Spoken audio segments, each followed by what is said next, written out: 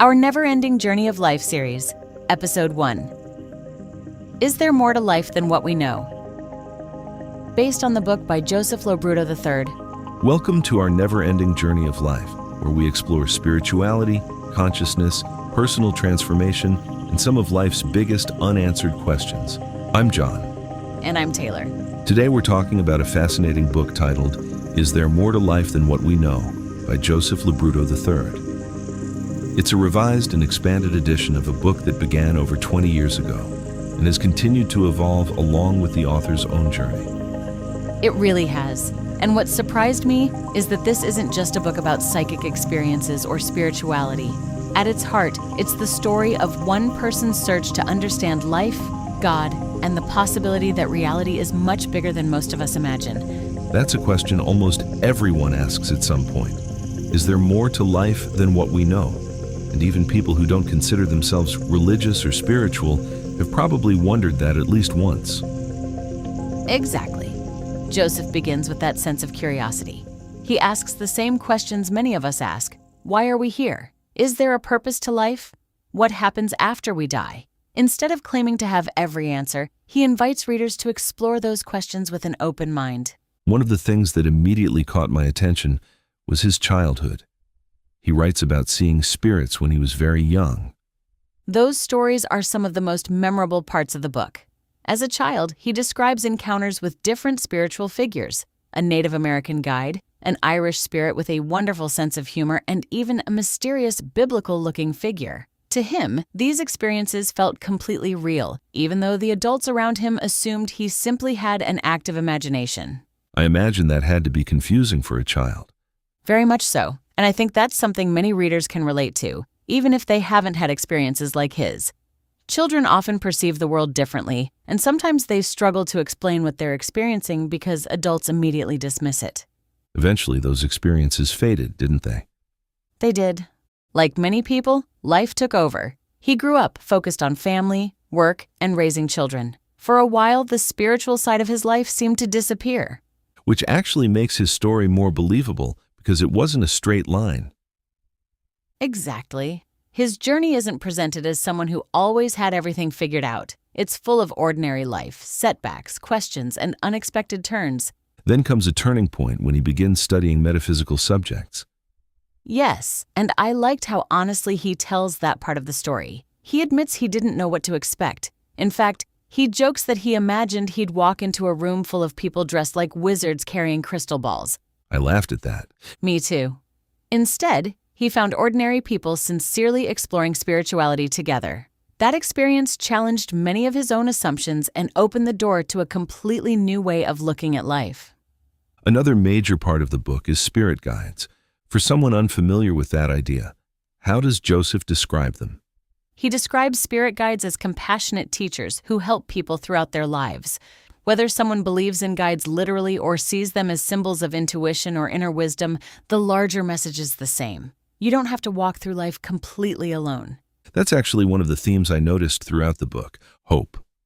Absolutely. No matter what subject he's discussing, mediumship, angels, healing, or spiritual growth, it always comes back to hope, personal growth, and becoming a more loving person.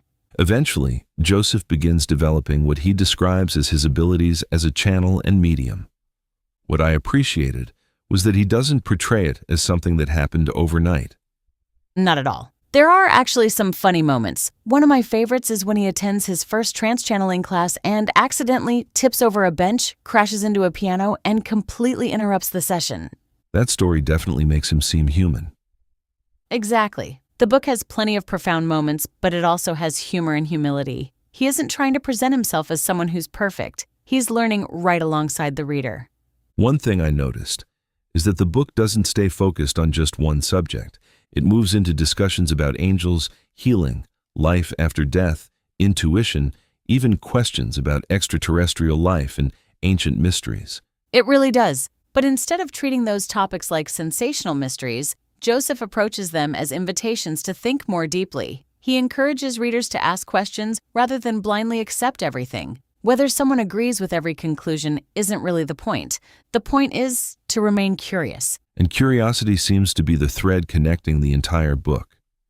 Exactly. Curiosity leads to growth. Growth leads to understanding, and understanding often leads to compassion. That progression appears throughout the entire journey. One thing that stood out to me was that this book isn't trying to convince readers they're wrong. It's inviting them to consider possibilities. That's a great way to put it.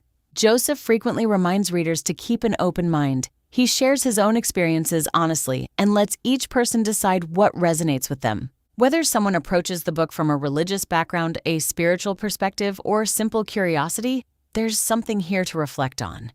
So who do you think this book is really for? I think it's for anyone who's ever looked up at the night sky and wondered if life is bigger than what we experience every day. It's for readers who are fascinated by ancient mysteries and sacred places, following Joseph as he journeys through Peru, Brazil, and Mexico, exploring remarkable sites and the spiritual traditions connected to them. It's for people interested in consciousness, intuition, and the possibility that there's more to reality than meets the eye. It's for those who are curious about spirituality, but appreciate an honest, personal story rather than a lecture. And it's also for anyone who simply enjoys an inspiring memoir. One person's extraordinary journey filled with mystery, discovery, hope, and a lifelong search for a deeper understanding of God, life, and our place in the universe. After finishing it, what was your biggest takeaway? That life's greatest journey isn't necessarily about discovering something outside ourselves. It's about becoming more aware of who we are, why we're here, and how we treat one another. Whether readers accept every experience literally or view them symbolically, the message is remarkably uplifting. Live with kindness. Stay curious. Never stop growing. I couldn't agree more. This is one of those books that encourages conversation long after you've finished reading it. You may not agree with every idea, but you'll almost certainly find yourself asking bigger questions, and that's never a bad thing. If today's conversation sparked your curiosity, we encourage you to read Is There More to Life Than What We Know for yourself. There's so much more in its pages than we could cover today, and every reader will likely take away something a little different. Thanks for joining us on our never-ending journey of life. If you enjoyed today's conversation, be sure to subscribe, leave us a review, and share this episode with someone who loves exploring life's biggest questions. Until next time, keep learning, keep growing, and remember, the journey never truly ends.